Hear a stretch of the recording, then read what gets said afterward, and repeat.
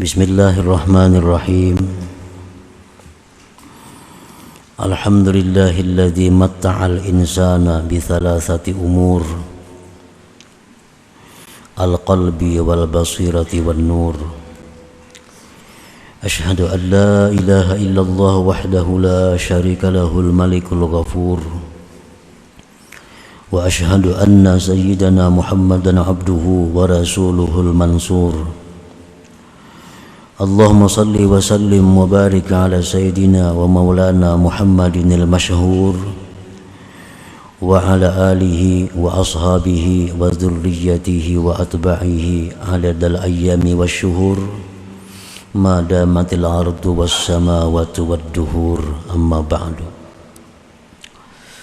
Yang kita hormati dan kita cintai para habaib dan para alim ulama, para muhibbin, hadirin hadirat rahimakumullah. Alhamdulillah, puji syukur kita haturkan kehadirat Allah yang mana dengan taufik dan hidayah serta inayah daripada Allah, kita pada malam ini kembali berkumpul di majlis yang penuh berkah dan rahmat ini. Salawat dan salam kita haturkan kepada junjungan kita Nabi besar Muhammad sallallahu alaihi wasallam dan kepada seluruh keluarga, para sahabat dan zuriat serta pengikut beliau sampai hari kiamat nanti.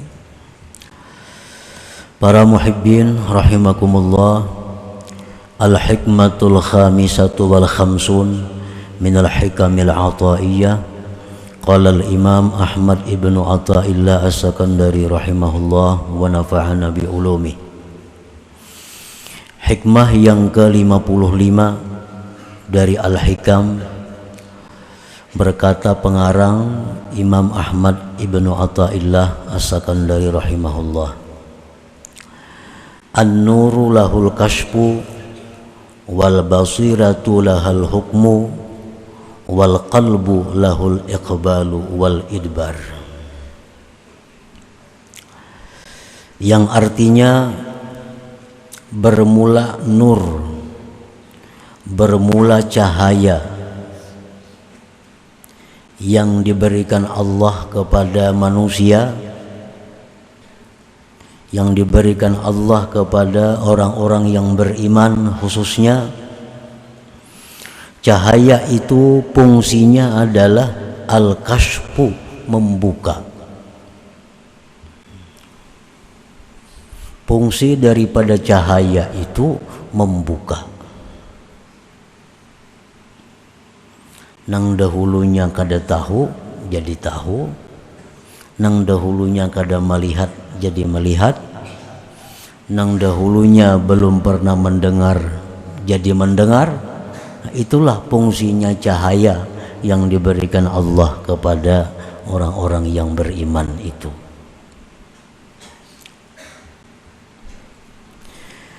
Wal basiratu lahal hukmu, dan mata hati baginya itu memutuskan. Nah, fungsi daripada mata hati yang diberikan Allah kepada kita, mata hati itu fungsinya memutuskan.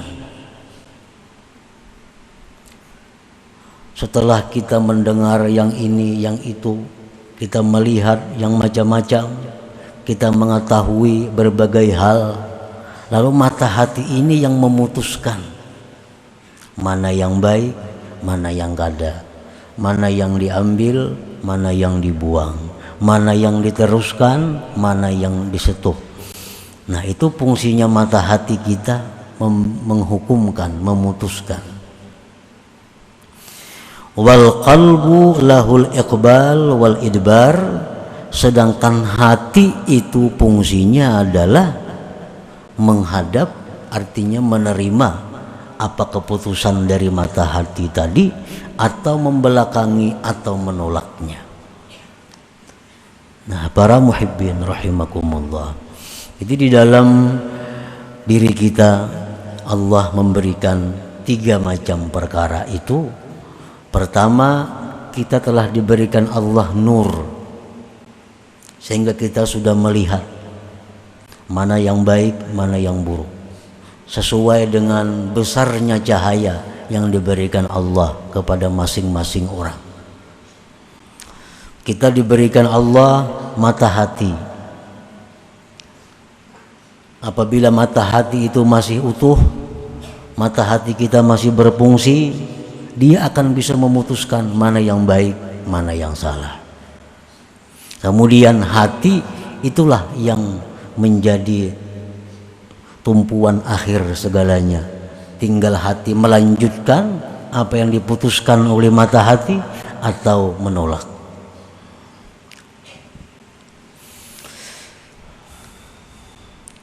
Sya'nun nur kashful umur wa idahuha hatta yadhhara husnuha wa kubhuha.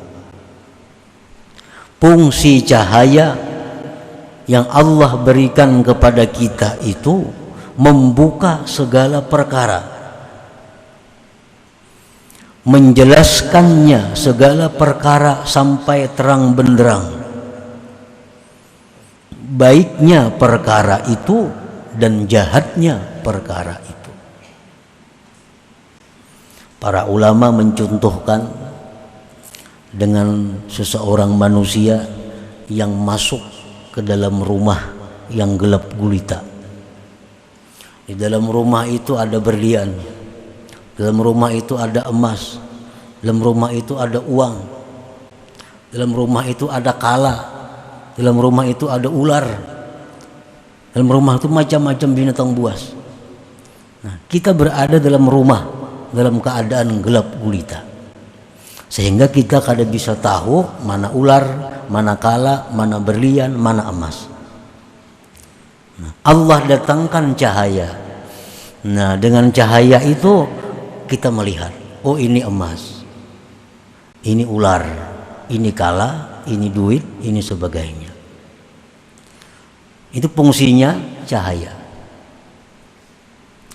Nah, kemudian mata hati kita itu yang memutuskan. Yang baik jadi mata hati, ini emas, ini berlian, ini duit, ini macam. Nah, nang kada baik kala, ular, tikus, sebagainya. Itu mata hati memutuskan demikian. Nah, tinggal hati apa menurut atau kada dengan petunjuk yang ditetapkan oleh mata hati tadi. Ka husni ta'ati wa kubhil ma'siyati, seperti baiknya taat dan buruknya maksiat. Di mana kita tahu taat itu baik, itu cahaya yang memberitahu kita, sehingga kita melihat, oh taat itu bagus, maksiat itu kada bagus. Di mana kita tahu lewat cahaya itu. Allah memberikan cahaya kepada kita sehingga kita melihat, oh ini maksiat kada bagus. Nah, para muhibbin rahimakumullah, orang-orang yang berbuat maksiat bukan berarti dia tidak punya cahaya, bukan berarti dia tidak tahu bahwa itu haram. Orang yang melakukan zina contohnya, bukan tidak tahu zina itu haram, dia tahu. Orang yang melakukan riba, dia tahu riba itu haram. Orang yang minum arak, dia tahu minum arak itu haram, karena ada cahaya iman di dalam hatinya yang memberitahu itu. Tetapi mungkin sebabnya karena mata hati orang ini sudah tertutup. Nah, mata hatinya sudah tidak berfungsi, maka akhirnya dia tidak bisa memutuskan mana yang baik, mana yang buruk. Maka husni ta'ah, seperti baiknya taat dan jahatnya itu buruknya maksiat. Nah, para muhibbin rahimakumullah, sebuah taat kepada Allah, kita ambil contoh keadaan kita sekarang ini, talabul ilm, menuntut ilmu. Ini adalah satu perbuatan taat. Nah, bagusnya menuntut ilmu itu bermacam-macam. Kebaikan menuntut ilmu itu bermacam-macam. Kita diberitahu oleh cahaya, kita diberitahu oleh nur yang dititipkan Allah di dalam diri kita. Apa bagusnya taat? Kita ambil contoh menuntut ilmu. Satu, ridha Allah Ta'ala. Ini kebagusan taat ini, keindahan taat ini yang diperlihatkan oleh cahaya kepada kita, bahwa taat itu pertama, bagusnya taat adalah pihak ridha Allah. Di dalam taat itu ada keridhaan Allah. Keridhaan Allah ini sebenarnya yang kita cari dalam kehidupan ini. Salah satu cara mencari keridhaan Allah adalah taat kepada Allah. Nah, itu diberitahu kita oleh cahaya itu.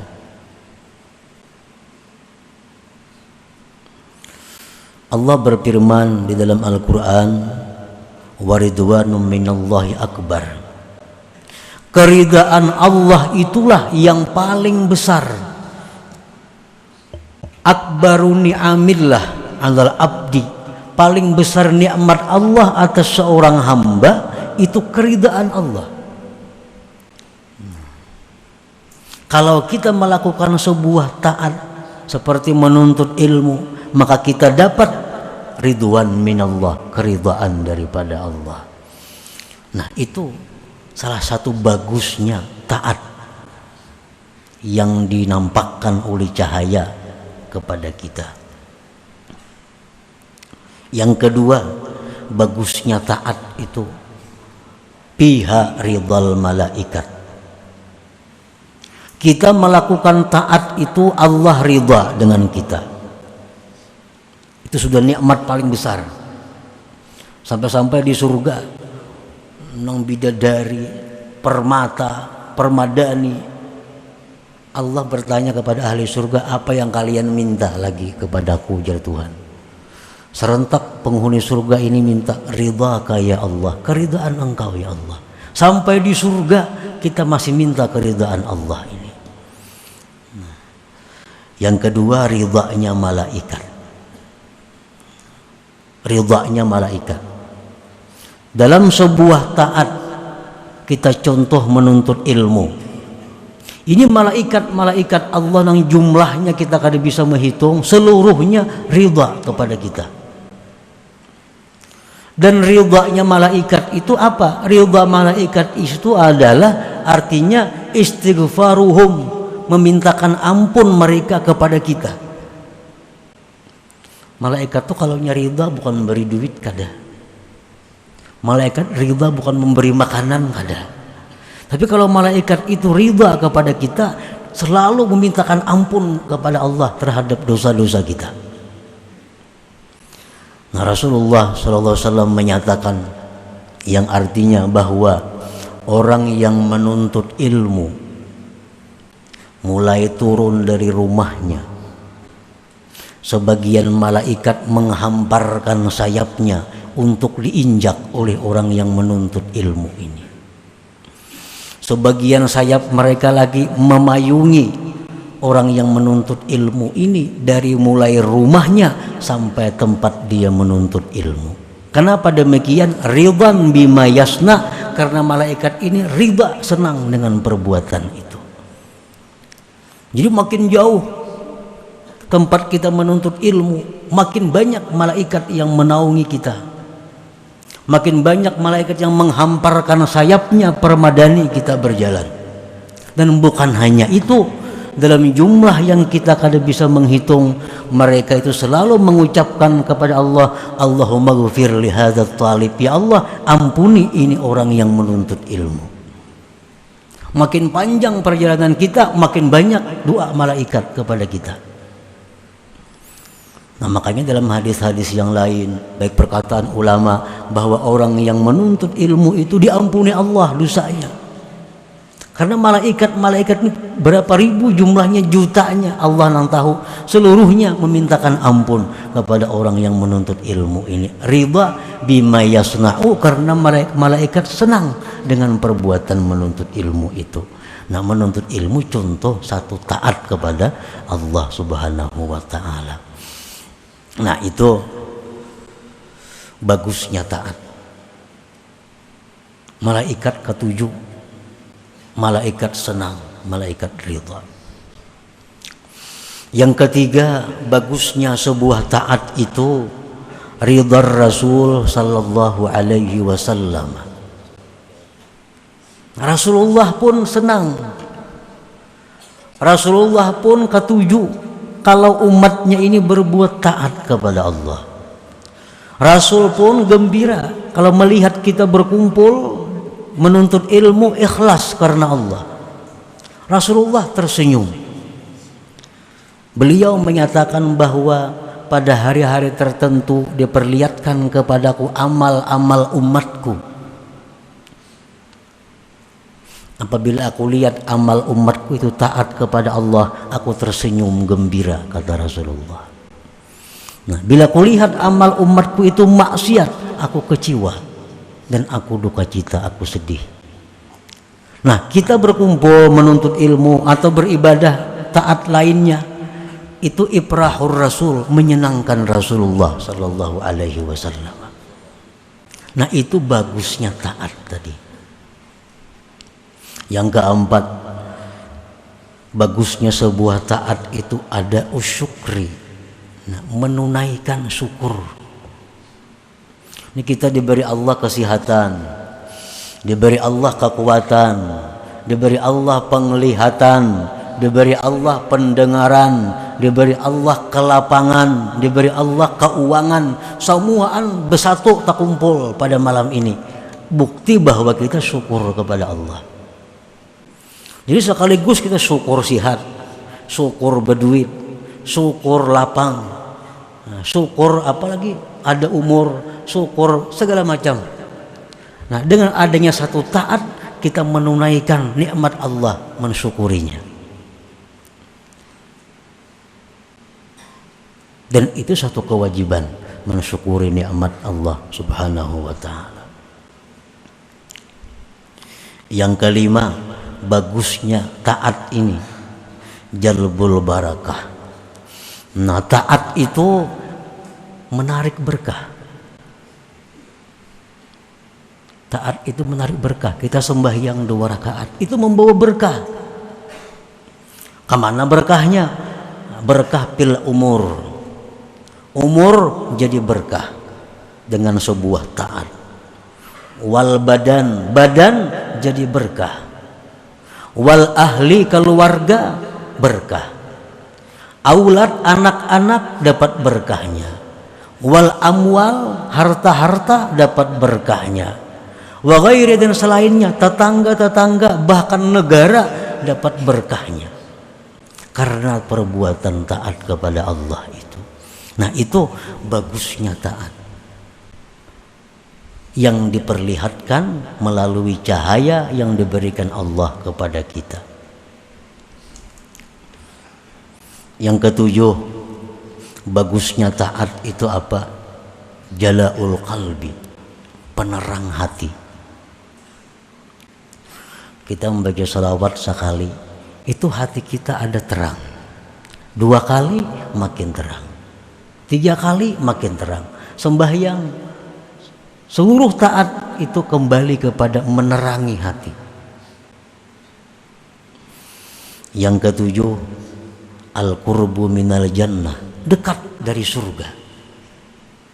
Taat itu dekat dengan surga. Seperti yang disampaikan Rasulullah SAW, bahwa majelis ilmu itu, ujar Nabi kita, riyadul jannah. Nah, majelis zikir, majelis ilmu itu taman surga. Nengaran taman tuh maulah jauhan rumahnya. Taman surga. Taman kota di tengah kota andaknya. Taman sebuah rumah di halaman rumah atau belakang rumah. Nah, majelis-majelis taat seperti ini itu taman surga. dekat. Artinya apa? Kalau kita mati saat ini masuk surga. Nah, al-qurbu minal jannah. Yang kedelapan, al-bu'du minan nar. Taat itu jauh daripada neraka. Yang kesembilan, alamatu husnil khatimah. Taat itu juga sebagai tanda husnul khatimah seseorang. Yang ke-10, gufranuz dzunub. Taat itu pengampunan dosa. Kita sembahyang zuhur, bila sembahyang zuhur ini baik, maka dosa-dosa kita mulai subuh diampuni Allah. Sembahyang asar, sembahyang asarnya baik, dosa antara zuhur asar dihapus oleh Allah. Nah, taat itu penuntut ilmu, penebus dosa. Rasulullah SAW bersabda, man intaqala liyata'allama ilman ghufira lahu qabla an yakhtuwa. Ujar Nabi, siapa yang berangkat dari rumah untuk menuntut ilmu, diampuni baginya dosa sebelum melangkahkan kakinya. Nah, belum turun pada rumah sudah diampuni Tuhan. Nah, taat itu penebus dosa, penghapus dosa. Yang ke-11, baiknya sebuah taat itu al-ihsan ilal khalqi. Nah, berbuat baik kepada makhluk. Kalau kita membaca zikir, kita diampuni Allah dosa-dosa kita. Dosa kita habis, dosa anak bini kita diampuni Allah. Dosa anak bini sudah habis, tetangga-tetangga kita diampuni Allah. Berkat zikir yang kita baca itu. Nah, jadi kita taat itu bukan hanya pribadi, tetapi seluruh lingkungan yang berbuat taat itu dapat berkahnya, dapat manfaatnya. Nah, itu husnit ta'ah, bagusnya sebuah taat yang dinampakkan oleh cahaya kepada kita. Melihat dah kita, oh taat ini bagusnya ke ini, ke ini, ke ini. Tinggal mata hati menghukumkan. Nah, kalau mata hati ini normal, mata hati kita berfungsi, pasti memadahkan bagus taat itu.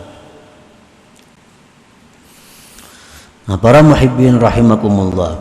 Kemudian waqubahil maksiat, jahatnya maksiat. Jahatnya sebuah dosa yang diperlihatkan kepada kita. Satu, suhtullah, murka Allah.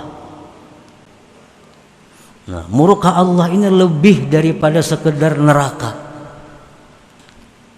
Neraka itu sudah berat, tapi murka Allah lebih berat daripada neraka. Para aulia-aulia itu dalam munajat mereka, ya Allah, hamba setuju, hamba mau masuk neraka asal engkau ridai. Dan hamba tidak mau ke surga kalau engkau benci kepada hamba. Nah, benci Allah ini sesuatu yang lebih dari sekedar siksa. Bila kita berbuat maksiat, maka otomatis kita ini adalah berada dalam kemurkaan Allah. Nah, kemurkaan Allah. Maka bila Allah itu murka, jangankan Allah yang murka lawan kita, atasan kita aja murka lawan kita. Siapa yang murka lawan kita, tentu segala-galanya bisa terjadi. Apalagi Allah yang murka. Yang kedua, suhtul malaikah. Kita berbuat maksiat, ini malaikat-malaikat ini murka kepada kita. Terutama malaikat-malaikat hafazah, malaikat yang disuruh Allah mengawal kita nih. Kan setiap manusia itu ada malaikat hafazah, beberapa orang yang mengawal kita. Nah, kita berbuat maksiat, malaikat itu murka.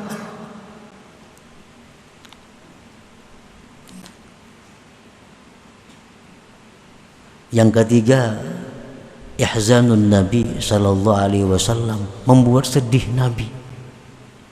Membuat sedih Nabi. Begitu disampaikan kepada Nabi, Fulan bin Fulan hamba engkau ini berbuat maksiat ini, Nabi kita huzun, Nabi kita sedih. Apalagi maksiat yang diperbuat ini lebih dahsyat daripada maksiat yang dilakukan oleh bukan umat Nabi. Makin sedih lagi Nabi. Maksiat yang kita lakukan orang Kristen aja kadang gawe kayak itu, orang Yahudi aja kadang gawe kayak itu. Ini ada umat Nabi yang melakukan itu. Nabi kita sangat sedih, kecewa bila melihat umatnya melakukan maksiat itu. Yang keempat, ibrahu a'da aduwihi iblis. Maksiat yang kita lakukan itu membuat gembira musuh paling musuh iblis. Iblis beambung. Nah, kita berbuat maksiat itu betandiknya kesukaan. Nah, pas suka ada kawan. Iblisnya ada akun serangan dikutuk Allah. Iblis kadang mau sendiri dikutuk Allah, mesti mencari kawan sebanyak-banyaknya. Nah, ada orang berbuat maksiat, kawan iblis, iblis pun bangga ada kawan untuk menerima kutukan dari Allah. Yang kelima, zahabul barakah. Maksiat itu adalah menghilangkan berkah. Duit yang dulunya bagus dibawa maksiat, hilang berkah duit. Umur yang dulunya bagus dibawa maksiat, hilang berkahnya umur. Yang keenam, jahatnya maksiat itu taswidul qalbi, menghitamkan hati. Satu, kita berbuat maksiat setitik sauda, setitik hitam dalam hati. Dua kali maksiat, dua titik hitam. Tiga kali maksiat, tiga titik hitam dalam hati. Empat kali maksiat, empat titik hitam dalam hati. Akhirnya penuh dengan hitam. Kalau sudah hitam itu Allah menyebut ngarannya ran. Dan ran itu kadang-kala lagi dihilangkan dengan tobat, mesti api neraka yang menghilangkannya. Nah, itu buruknya sebuah maksiat kepada Allah. Al-bu'du minal jannah, jauh dari surga. Al-qurbu minan nar, parak lawan neraka. Orang tuh minum arak mati, otomatisnya langsung ke neraka karena sudah parak lawan neraka. Orang yang berbuat zina, rahatan berzina, itu parak lawan neraka, mati masuk neraka. Yang kesembilan, buruknya maksiat alamatu su'il khatimah. Maksiat ini membawa kita kepada mati su'ul khatimah. Yang kesepuluh, kufrun ni'mah. Maksiat ini kufur nikmat. Allah memberi mata, digunakan menentang Allah. Allah memberi duit, digunakan duit untuk menguturi agama Allah. Allah memberikan kesehatan, digunakan untuk maksiat kepada, itu kufur nikmat. Yang ke-11, maksiat itu, buruknya maksiat adalah al-khiyanah li jami'il khalqi. Maksiat itu khianat kepada seluruh makhluk. Dengan adanya maksiat, banyak penyakit bermunculan. Gara-gara maksiat kita kesulitan ekonomi. Gara-gara maksiat kita hilang rasa aman. Ini orang-orang yang tenang dulunya, karena maksiat ini dicabut Allah aman. Nah, jadi maksiat itu kita lakukan berarti kita mengkhianati makhluk Allah. Karena bala itu bila turun, idza nazala amma, bala bila turun itu menyeluruh. Kada tahu nang saleh, kada tahu nang takwa, kada tahu nang fasik, semua kena bala Allah. Akibat apa? Akibat maksiat yang dilakukan oleh manusia. Nah, para muhibbin rahimakumullah. Nah, mengetahui baiknya taat, mengetahui buruknya maksiat, itu adalah fungsinya nur yang dititipkan Allah di dalam diri kita ini.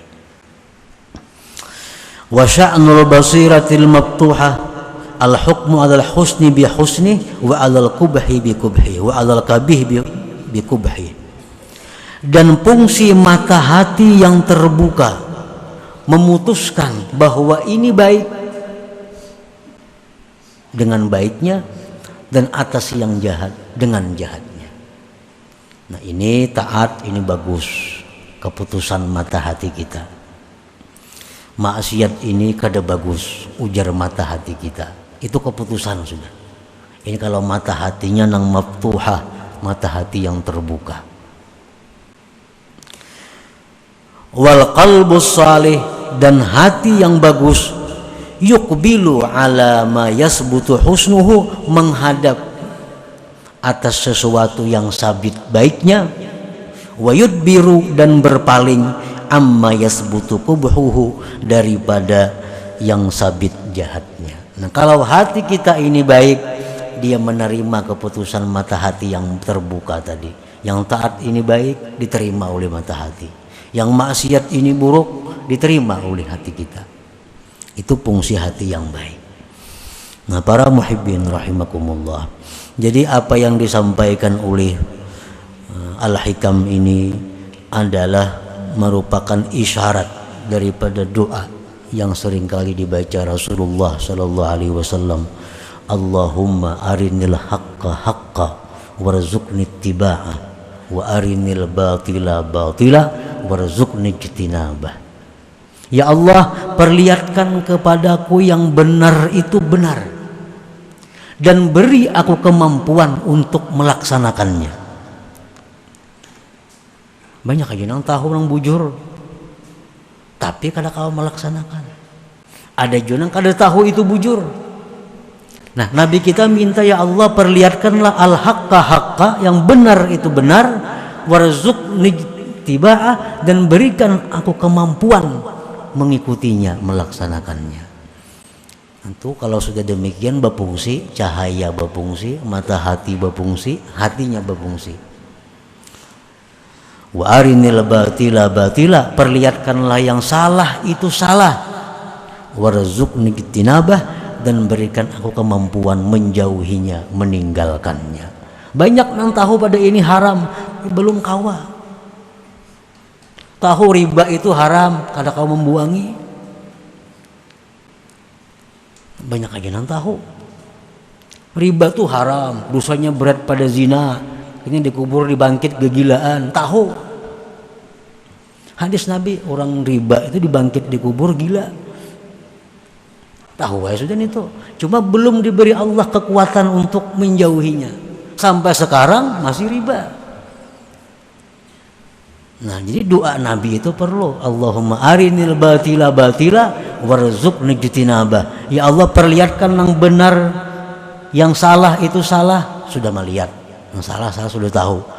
Tinggal lagi warzuqni ijtinabah, berikan kemampuan menjauhinya. Nah ini sebuting lagi, berikan kemampuan untuk menjauhi yang batil itu. Nah para muhibbin rahimakumullah, selanjutnya hikmah yang ke-56 minal hikamil ata'iyah ila hadratin Nabi sallallahu alaihi wasallam. Al-Fatihah. Astagfirullah dinas siratal mustaqim.